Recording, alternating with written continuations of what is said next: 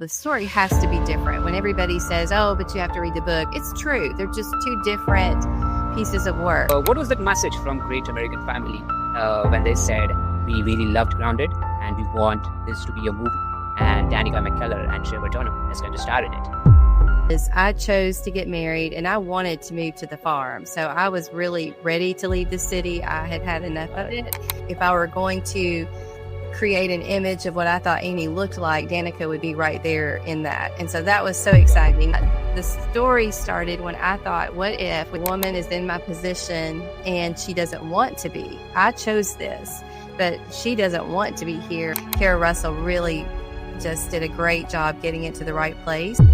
I'm not one of these, it's like, oh, the world's coming to an end because all of this is happening. I feel like there's nothing new under the sun. We have new tools, there's new stuff, but we're still humans and humans still need.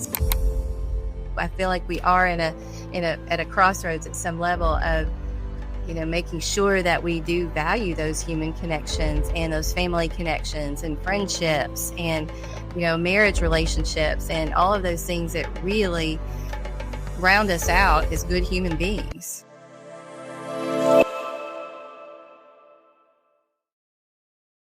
This is a new setup that you're looking at now. We are at WeWork and we're trying to figure out the new background here. But important part is today I have with me really special guest. Her name is Angela Correll. She is from Kentucky and she is known for the series that was Amazon bestseller, The Grounded. Okay, that series, 3-book series, trilogy.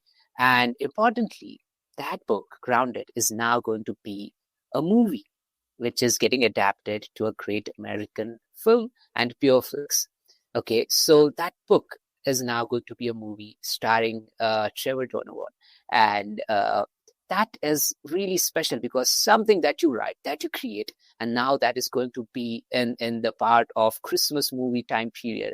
That's the biggest part. And great American film, like that festival where movies get out, that's really special part because people in America and in the West are looking forward for this particular thing, like what is coming for Christmas. Mm-hmm. And her book is now going to be into the movie, which is based on the book 1 of the trilogy, Grounded. Welcome to the show, Angela. Thank you, AJ. I'm so happy to be here. Well, what's going on? What's going on with you in Kentucky? Well, it's a busy time right now. We have the movie coming out, which is very exciting, and I'm also launching another book that's on a totally different subject in September, and working on a cookbook. So, quite a few things happening, which is all good. Your background is completely different. You're an entrepreneur. You are into trees, environment, nature, that part. And then you are into books. So how do you think these all aligned you to be a spokesperson for the nature and something that you're writing out and that is getting published and also became Amazon bestseller? So how does that turn out? That's a great question. Well, I have to say that, the love for nature and the environment creation is really kind of comes from just growing up in a very rural area and appreciating playing in nature, enjoying nature, getting refilled by nature. So I just value that greatly. And then I think it does play into, I think when you're in nature, you also have a lot of time to think and have thoughts that are original and that you want to write down. And so I think that kind of played into the writing a bit. And then also I've been real involved in hospitality and hospitality businesses. Yeah. And so just trying to, extend, I love creating a sense of place. And I think through my writing and even through physically where we live. So I just think it's important to, even I see themes of, nature and regenerative farming coming out in the books, but also hospitality and sharing meals with people and creating meals from good ingredients. And so all of those things I think do really tie together. Got it. Really great to know that. Just one thing I'd like to know, you becoming a writer, that comes out of hobby because the environment is good, or was it because I have to do this, I have to write this out, even though I'm doing a lot of things, but I need to do this? What was Yeah, that's a great question. I did not start getting serious about writing until my mid 30s. So I always loved to read, and I have a background in library science and book preservation. So I always loved to read. But when I got married and moved to the farm out of the city at the time, I lived in the city when I was single for many years. And moving back to the farm, it just reawakened my love of nature. And also, I realized how different I viewed things from my time in the country to when I lived in the city. Just very different view of life because you're not regulated by, the seasons and the rains and the the rush no hours? rain. Yes, exactly. And so I think for me, it started out, I always felt this creative urge inside of me, and I never really knew how to express that because I couldn't draw, I couldn't dance, I couldn't sing, I couldn't do all the things that I thought were creative expressions. And so when I got married and I had to leave my job in the city, I started thinking about, well, maybe I can express myself through writing. And that really it started because I felt like it was something I needed to fulfill my life, not Yep. necessarily because I thought it would be a career or that even anybody would want to read it. Mm. Wow, that's good. And I guess that was the period where Amazon peaked up with Kindle, I guess. That was the period where me writing books was like the thing. I mean, Yes. like, yeah, I guess that. Yes, it And really was. It was yeah, right in the middle of that. yeah. One thing I'd like to know is, as you told, you started writing when things like where you shifted to farm from the rush hour life, like crazy city life, to the place where it is calm, so you got settled inside your mind, I guess, Mhm. and that's what you thought of writing. But how does it feel when your book is Amazon bestseller? How does Mm. it feel when that whole trilogy is Amazon bestseller? What is the feeling? Well, I think there's certainly some validation that all the time I've been spending alone writing with my laptop, that Yeah, there's actually an audience out there of people who resonate with the words and want to read the words. So that's very humbling, and I just feel a great deal of gratitude yeah, because obviously it's one thing to write, and I think I would write even if nobody read it, but it's so much more rewarding when people read it and they resonate with it, and then even that next step of they reach out and tell you how much they resonated with it. That just yeah. really is the best. You came from city to Mm, farm, and mhm, Annie's story is just like that. mhm, So tell me on that. mhm. How did it land it? That's another great question. And it very much was my experience. The thing that was different is I chose to get married and I wanted to move to the farm. So I was really ready to leave the city. I had had enough Got of it. it. I was ready. And I traveled all over the United States. So I had been in much bigger cities than where I lived. And so I'd had wonderful experiences, but I was very much ready to go back to my roots and live on a farm. And so when I met my husband and he lived on a farm, it was like, I just felt this is great. This is where I'm supposed to be. But having said that, when I got there, it wasn't as idyllic as I thought it would be in my mind, because there were a whole set of other issues. You don't have rush hour, but you just have Yeah. this very different pace of life. And in the country, in the US anyway, people just kind of stop by your house at all. They don't even, they just pull up your driveway and stop by. In the city, that, you'd call and make an appointment or whatever. Yeah. So that was sort of the new thing. And just the sounds of everything and the animals, the critters and creatures that were around that you don't have in the city.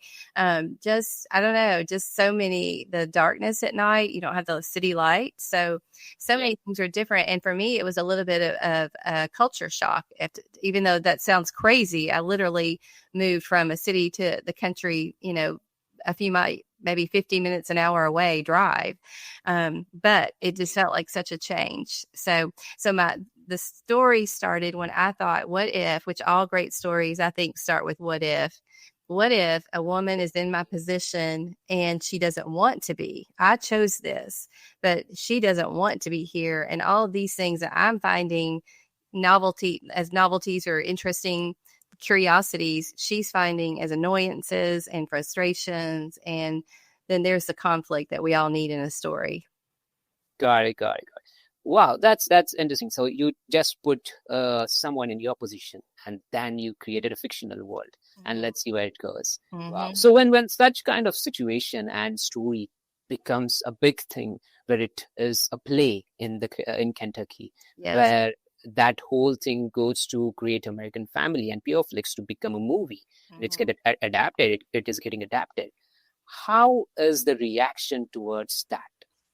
Yes, that was the play, was the first that happened. So all three books were made into a play, and I knew that on stage and of course on film as well, the story has to be different. When everybody says, "Oh, but you have to read the book," it's true. They're just two different pieces of work. A film and a book, and a play and a book are two very different pieces of work, even if it's the same characters and dialogue and all that. So I knew going into it that it would have to be different than my book. And so the thing that I learned in the stage production, which I believe helped in the film production, is that I opened up my arms to say, okay, here's the book.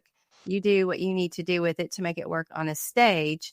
The only thing I want to make sure to be involved in is that the characters were true to the dialogue was true to the characters, uh, Mm, and that the characters, the character arc in the film and in the play would be consistent with who the characters are.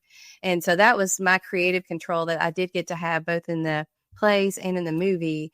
And for me, that was the most important thing, because I understood they have to do a lot of different stuff to make certain yeah, things happen. But I wanted my characters to be true to who they were. got it, got it. So, what was that message from Great American Family when they said, "Hey, Angela, we really loved Grounded, and we want this to be a movie, and Danica McKellar and Trevor Donovan is going to star in it. We'd like to talk on this." What was Yes. that conversation? Well, it was a process, as you know. So it started out that the head of Great American Media, Bill Abbott, read the book. He loved the book. He said, "Gosh, I think this is a great fit for us." And then he introduced me to Brad Cravoy, who's with Motion Picture Corporation of America.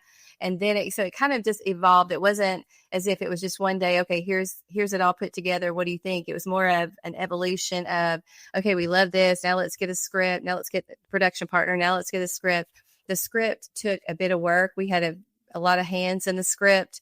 And I think it was just trying to get it kind of to the right place. And it really did. Kara Russell really just did a great job getting it to the right place. Yeah. And so it was just such a process. And then when we got to the talent, there were options out there. Danica, of course, was one of the top ones that they were presenting. And I love the idea of Danica because I felt like she physically embodied the characteristics of my character Annie, and she Mhm. looked like my Annie. You know, if I were going to create an image of what I thought Annie looked like, Danica would be right there in that. And so that was so Got exciting. And then Trevor's name popped up. And of course, he's such a great guy, and he's starred in so many wonderful movies. He was recently in Reagan, which yeah. just did a fabulous job. He's just working like crazy. So when I heard Trevor was a possibility, I love that idea too. And I thought he would make a great Jake. So it evolved, but gosh, it was so exciting. And I mean, at times you're just pinching yourself because you're thinking, I cannot believe that we're even talking about making a movie out of this book. This is so exciting. Yeah, and I guess that feeling is different.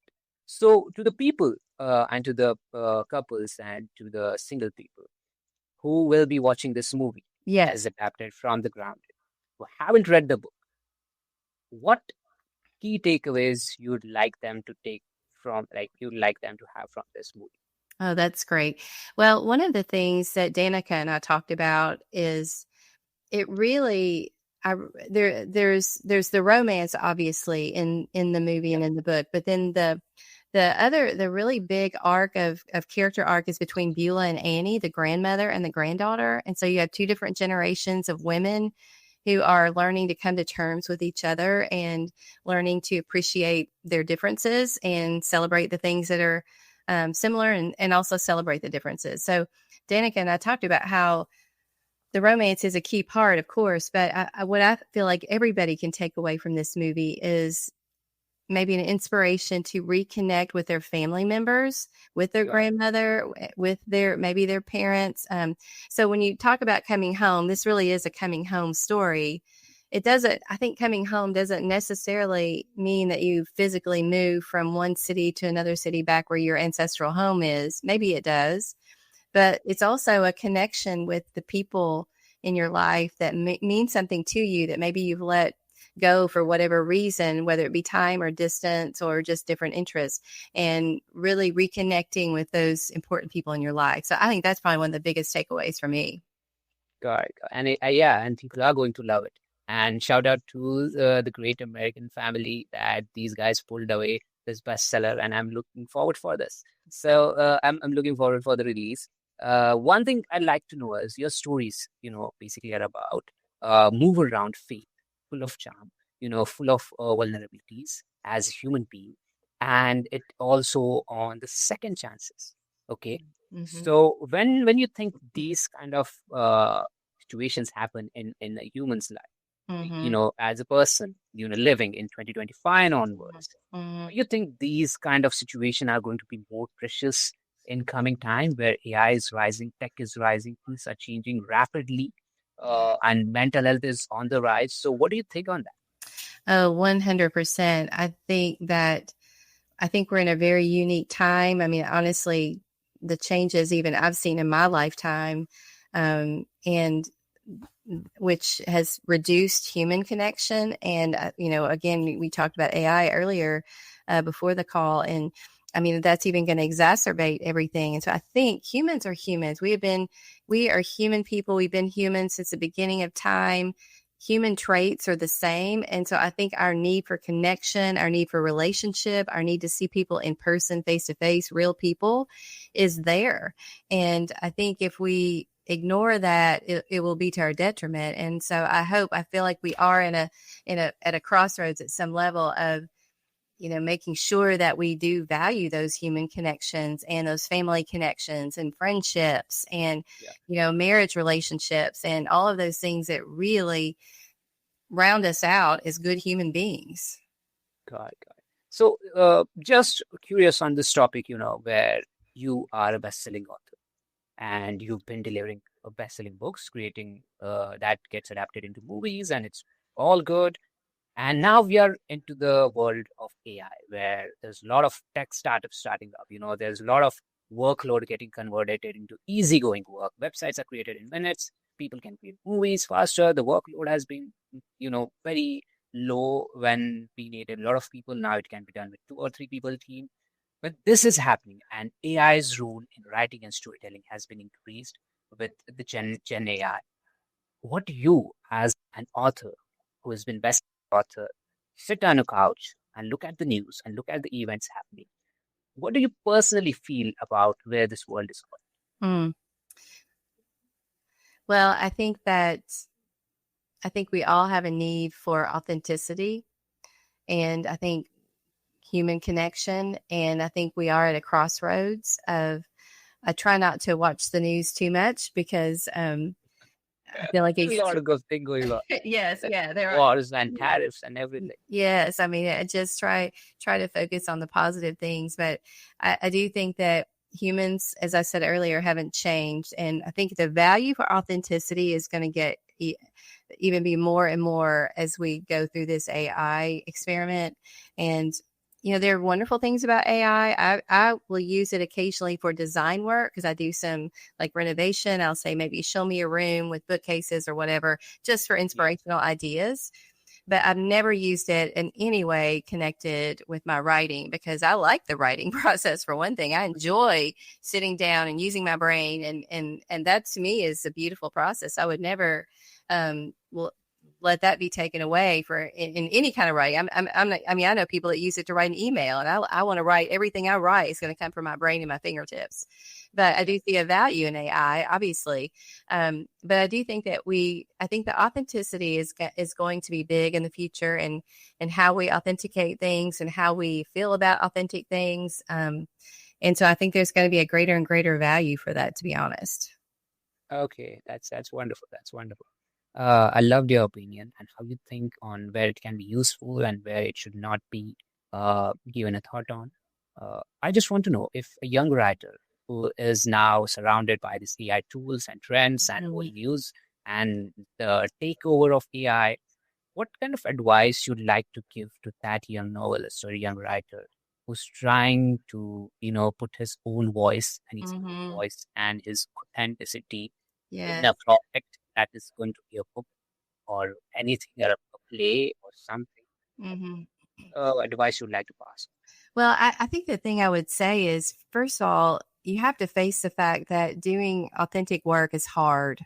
AI is easy, real work is hard. And I think that's one of the things our societies have to just embrace, that our ancestors have embraced that. And we have to Yeah. understand that it's hard work to write a book. And I think it is hard, but get over that and just know it's going to be hard, and give yourself breaks from all of that stuff so that it just gets out of your head, and try to take a walk in nature, try to be outside, let your brain clear. Take a walk. Sometimes walks, you get the best ideas. Let your mind go. I think we get so locked into a screen that our brains aren't free to dream and to think and Yeah. to be creative. And I think that's so important with the younger generation, because they're